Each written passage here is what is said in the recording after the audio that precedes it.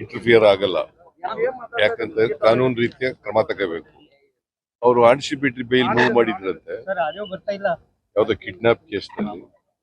Anticipatory bale ಸಿಕ್ಲಿಲ್ಲ, ವಜಾ ಆಗೋಯ್ತು ಅವ್ರ ಆಂಟಿಸಿಪೇಟರಿ ಬೇಲ್. ಅದಕ್ಕೆ ಅವ್ರನ್ನ ಕಸ್ಟಡಿ ತಗೊಂಡಿರ್ಬೇಕು ಅಂತ ಅನ್ಸುತ್ತೆ.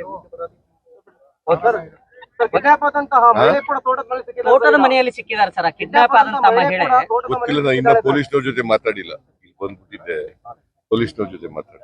ಸರ್, ಮಾಜಿ ಸಚಿವ CS ಪುಟ್ಟರಾಜ್ ಅವರು ಮಾತನ್ನ ಹೇಳ್ತಿದ್ದಾರೆ ಸರ್. ಈಗ ಪ್ರಜ್ವಲ್ ರೇವಣ್ಣ ಅವರು ನೇರವಾಗಿ ಕೋರ್ಟಿಗೆ ಬಂದು ಸರೆಂಡರ್ ಆಗ್ತಾರೆ.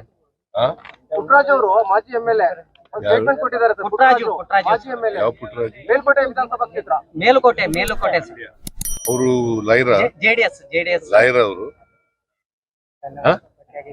ಅವ್ರು ಹೇಳ್ತಾ ಇದ್ದಾರೆ.